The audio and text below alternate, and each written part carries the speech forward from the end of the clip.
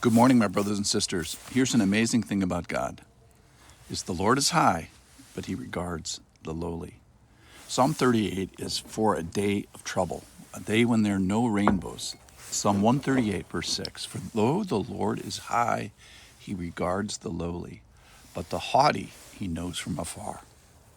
Verse 7, though I walk in the midst of trouble.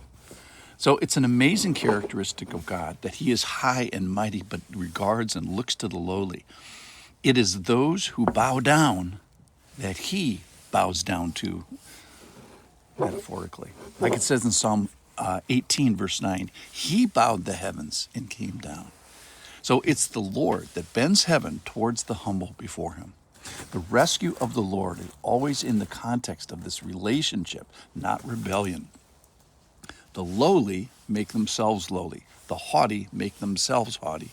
And we have something to say as to whether the Lord regards us closely or whether he regards us from afar. So, a question from this Psalm 138 is, how are you doing in the humility department? I could be wrong about this department. There's a posture of spiritual growth, of spiritual friendship with God, of spiritual curiosity. Ask God something today. He likes that. So if Psalm 138 is true, imagine this. He regards, he attends, he listens to, he walks with the lowly when they walk with him through trouble. So he is with the humble on their day without rainbows. So are you in trouble? This is another touch point that we can meet God in. If you poke your head in the sky of your life, do you see a clearing rain and sunshine and a big rainbow? Or is today a day without rainbows? If so, bow your head to the one who bows down to walk with the humble. So that's Psalm 138. Next, let's remember why God may plant our butt in the buttertub of grace. So this is going to be the most selfish psalm if you read only the first verse. Be gracious to me and bless me and make your face shine upon me. And this is the most unselfish psalm if you read past verse 1. Why do we ask the Lord of all this in Psalm 67? So the world may know, so the earth would understand, so the nations would receive salvation, and that all people would ultimately praise you. So could God bless me enough that the world would be saved? Welcome to Psalm 67. Let me read it. May God be gracious to us and bless us and make his face shine upon us. Why? Verse 2. That your way may be known on the earth, your saving power among all nations. Let the peoples praise you, O God. Let all the peoples praise you. So bless us, that your way may be known, your saving power among who? The nations. How many? All of them, all the earth, all people, so that all people praise you. What's the purpose of the church? To give praise to God and to get other people to praise God. What's the means that we are using that all those things take place is this. Be gracious to me. Be gracious to my people. Bless me. Bless your chosen people. Make your face shine upon us. That your way may be known, your power known, your judgment would go forth. So this is what Psalm 67 cries out for. Grace for me. Grace for us. Grace for my people. Why? Just so I squeak into the kingdom? No. There's more, so others make it into kingdom. It's very evangelical.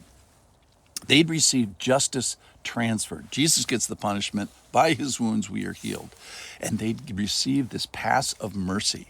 They'd be granted the favor that their feet would be bathed in butter, and that someday their butt would be in the butter tub of grace, just like me and my family and my spiritual family.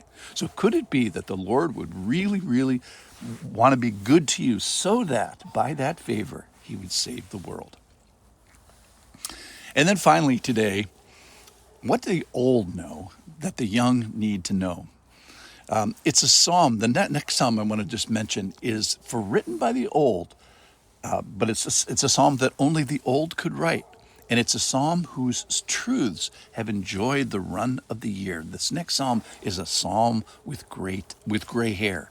It's the psalm of David nearer to the end than the beginning. He's in the fourth quarter of his spiritual career.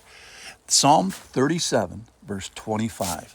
I have been young, and now I am old, yet I have not seen the righteous forsaken. That's Psalm 37, verse 25. So a couple of points with regards to that. Number one, I have been young. So I should have some street cred because I was young once. Point number two, I am old. Now, the old didn't start that way. Inside every old person is a young person who's wondering what the heck happened to him. So an old person is two people. An old person has lived the spiritual experience of being young. That's carried in his memory, and now being old in current daily practice. So I've been young, I am old. Number three, I have been watching. That's what the Lord does. Point number four, I have not seen something. I am old, but I have yet to see the righteous forsaken. So I have had some time to put in this observation. In fact, many years. In fact, all of them, I've seen some stuff, and one thing I haven't seen is the righteous forsaken. I've seen many, many years, but not the righteous forsaken. So you mean to tell me that he will not forsake the righteous? Now, who are they? The truth of the verse says, I act righteously, blamelessly, innocently. I am not perfect because none are. Now, I'm not abusing the forgiveness that he offers. Righteousness before God isn't passive and cavalier and casual. It's not haughty. I am being kept under short account, obedient, submissive, receptive to his correction. That's what being righteous means. I'm endeavoring to match my behavior with my belief and not abusing that. So what is it that God does not forsake? Well, it's people for sure, but his steadfast love, the one of the faithfulness of his faithfulness, one of the aspects of his faithfulness is that he's faithful to his promise. So God does not forsake his hesed, his promise to his people, his ongoing commitment of faithfulness to an often uncooperative people. So God does not forsake his people because God does not forsake his promise. Thank you for Psalm 37. I have been young and now I am old, yet I have not seen the righteous forsaken. Thank you for listening.